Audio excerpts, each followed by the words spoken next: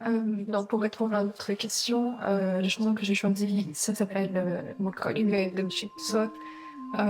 J'ai choisi cette chanson parce que dans la chanson même, ça raconte une histoire qui ressemble un peu à mon personnage principal, Mo. C'est quelqu'un qui cherche un avenir difficile à déchiffrer, qui est toujours à la recherche du nombre des personnes toujours en face.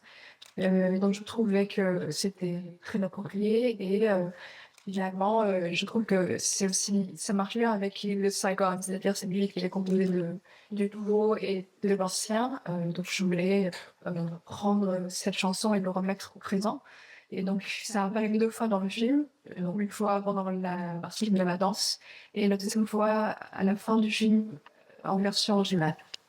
Question totalement extra-cinématographique. Votre film est admirable et magnifique, bien entendu. Par contre, c'est sur le modèle de cyclomoteur qui parcourt Conakry. On en voit partout dans l'Asie du Sud-Est. C'est incroyable. À chaque fois que je vois des images sur le Vietnam, je vois ce modèle 225 Honda Innova, qui est très rare en France. Moi, j'en avais une. Et je m'explique pas cet engouement là-bas. Est-ce que c'est un choix économique? Il n'y a pas d'autre modèle ou il n'y a que ce modèle qui circule comme toutes les rues? C'est incroyable. Oh, I have no idea. I'm sorry.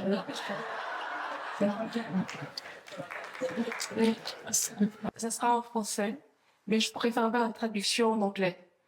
So I'm going to ask my question in French and then the translation in English. I can do it myself. So thank you. It was a beautiful moment. Thank you for your creation. Voilà. Moi, je suis née en France. J'ai grandi en France et j'ai découvert Saigon il y a 14 ans. Et depuis, j'y vais tous les 2 ans. C'est la ville où je sens que j'aurais dû être née là. Et je reviens toujours à Saigon. Et ce qui m'a frappé dans vos commentaires, c'est que vous dites que Saigon est une ville, en fait, chaleureuse quelque part par rapport aux autres villes de l'Asie. Ça c'est frappant parce que en fait quand on découvre Saigon, on se dit waouh, les gens sont nombreux mais froids, trop stressés. Enfin, peut-être que c'était moi, mais j'ai d'autres amis qui ont ressenti la même chose avec un lien un peu plus lointain de Saigon, comme ça. Voilà, ma question c'était de savoir, comme vous n'êtes pas de Saigon, vous disiez, d'où êtes-vous en fait? Quelle est votre histoire en quelques mots et puis vous dire, enfin témoigner du fait que malgré peut-être cette différence au départ de perception sur Saigon, votre film on arrive à un carrefour où les regards se croisent vraiment, où on peut être touché par des tranches de vie. Voilà. Donc, bon, j'ai essayé de la faire plus courte en anglais. On a I was, yeah, sorry. So, my question was, where do you come from and what is your story, shortly? Because you said you didn't come from Saigon. We have, I think, a different vision of Saigon. You perceive it, I'm sure, very accurately, that it is a very warm city, despite the crowd, etc. But we, as a Vietnamese, I think, or a few of us, perceive as quite cold, and because people are stressed. But it's stunning because, after all, our look at it can, be at the crossroads with your movie, and I think it's a very movie.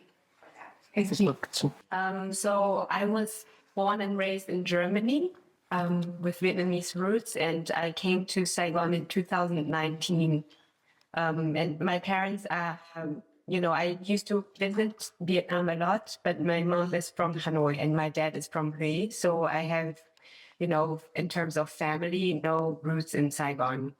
But I just decided to live there and moved there in 2019 because I really love the city because of its warmth and all the things that I celebrate in the films. Alors, je suis née en Allemagne et j'ai grandi. Non. Et c'est qu'en 2019 que je suis partie au Vietnam pour y vivre. Ma mère est à Hanoï et mon père est nobel. Alors, du coup, j'ai pas de famille à Saigon, mais c'est là où je vis maintenant et c'est là où je me sens bien. Voilà. Dans ce festival, c'était des gens de la diaspora qui revenaient au Vietnam et on avait leur point de vue, leur ressenti. Là, ce qui était vraiment intéressant, c'est justement d'avoir d'autres qui viennent du Vietnam et qui ont un regard sur ta famille qui a migré en Europe. Et donc, toutes ces thématiques de transmission, qui a de la mémoire, de la distance qui s'est créée avec les nouvelles technologies, là, qu'on voit bien tout ce qui est possible maintenant. Et du coup, je voulais savoir comment tu as organisé, comment tu avais un peu conçu tout ça dans l'écriture du film. Merci pour ta question. Merci d'être là.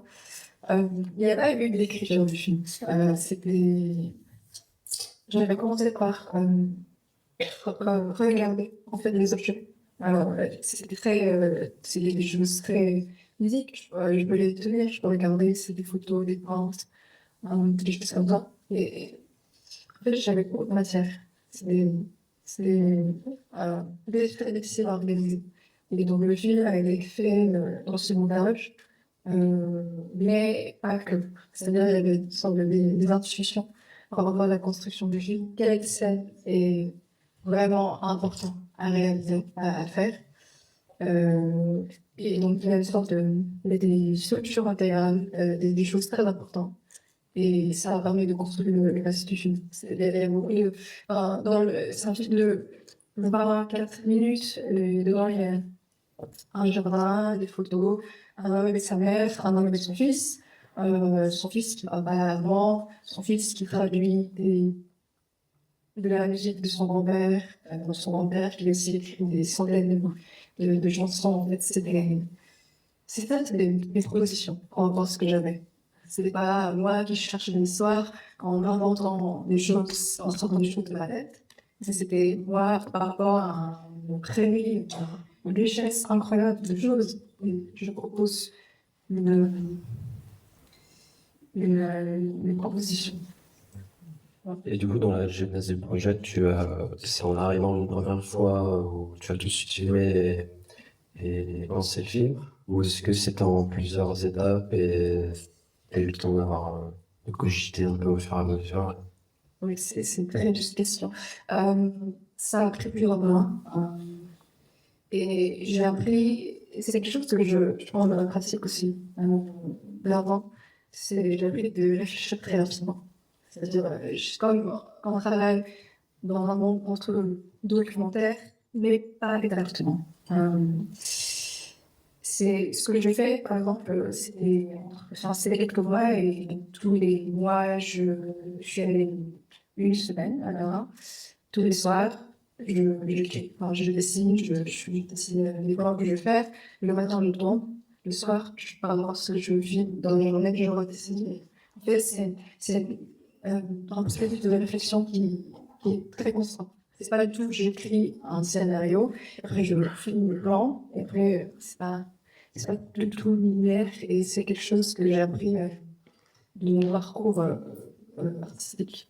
C'est-à-dire comment être très réactif et réalisable. Du coup, ça me permet d'enchaîner aussi sur les choix assez forts au niveau de la forme.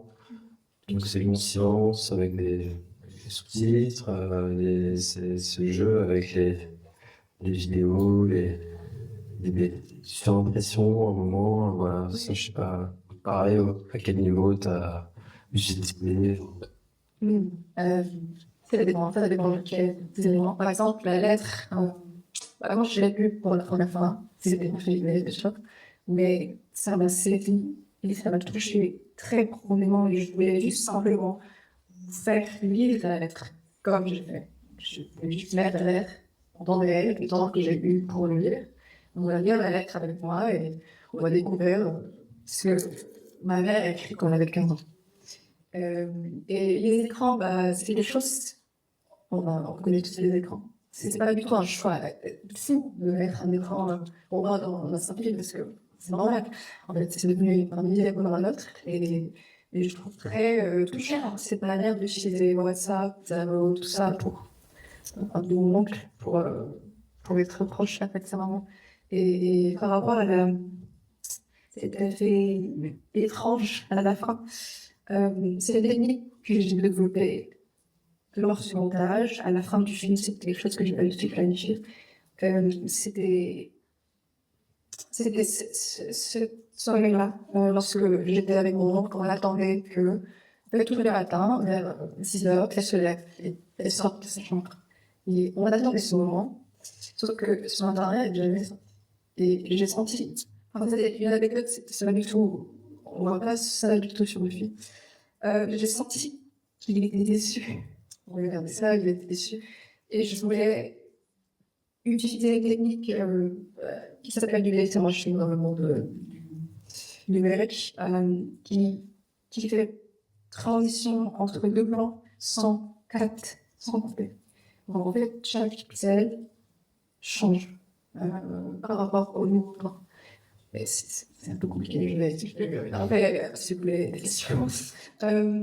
Et ça permet de créer cette sensation très physique du pixel. J'ai senti en fait ça de ce monsieur trop qui regarde sa mère tous les soirs, qui jouait proche avec elle alors qu'il y a de l'autre côté du monde et c'est comme si l'écran pour lui c'était il voulait franchir ça. Et donc je voulais proposer cette image de quelqu'un qui dort sur l'écran derrière l'écran dans les pixels. Voilà. La fin du film est assez nette et immédiate. Et je me suis demandé est-ce qu'ils avaient pensé, plus vous avez l'air de faire des choix très réfléchis, si vous annoncez à faire une fin aussi pure, aussi nette. J'avais des idées de construction par rapport à la journée. Et je voulais, ça c'est des idées très premières, pardon. Commencer avec la première lumière du jour et terminer avec la première lumière du jour pour les femmes. En fait, ce qui se passe avec ces caméras étranges, c'est que pendant la nuit, c'est normalement parce que c'est les caméras infrarouges. Et dès qu'il y a assez de lumière dans le sensor, ça fait un switch et il y a la couleur. Donc je voulais juste qu'on attende ces couleurs ensemble et à la fin, parce que le premier plan du film, c'est la main et la fin, c'est aussi la lumière du jour au lieu de moi. C'est une idée de construire, mais c'est pas très rapproché. Effectivement, c'est assez brut. On peut faire des tests. Merci. Je me posais juste une question d'un point de vue plus formel. J'ai remarqué qu'il y avait un peu un mélange entre des images faites au caméscope et avec un autre appareil qui a d'une meilleure qualité. Enfin, je sais pas trop, mais je sais pas comment il s'appelle. C'est vrai. Mais c'est lié à quoi? C'était un choix ou c'était plus pour une plus de artistique? Bah, le choix est le fait que je travaille toute seule. J'ai pas d'équipe, en fait, je sens l'image, je vais apprendre tout seul et très vite. Et c'est très palpable, la différence entre la qualité entre les deux plans. Ça, c'est parce que, par exemple, je prends un exemple, la scène où le personnage disait la lettre. Ça, c'était filmé avec 3 caméras, filmé simultanément, avec 2 prises de son différentes dans la salle. Et j'avais pas, malheureusement, 3 caméras également chères. C'était une caméra et des caméras moins. Et c'était un problème logistique, en fait. Et ça permet d'être très, très autonome, très libre dans mon travail, et très seul avec les personnages, avec le set, les gestes, etc. Voilà, c'était ça. Mais j'ai quand même apprécié parce qu'il y a beaucoup de plans où il n'y a pas de qualité. Par exemple, dans la vidéo sur Lens, c'est similaire. En fait, on perd de tout ça, on perd des choses parce que ça traverse des distances et et aussi dans les journaux qui se perdent aussi de l'information parce que c'est trop vieux. En fait, c'est beaucoup de choses qui se perdent, des choses en fait temps, aussi comme le lait de la mère, la langue qui est gravée entre générations, et les retrouver dans nos vies. C'est compliqué. C'est beaucoup de choses. Mais je trouve que cette production-là, ça peut au moins nous introduire toutes les questions qui me avec. Merci. Merci beaucoup. Vous pouvez me montrer les discussions, on va peut-être regarder.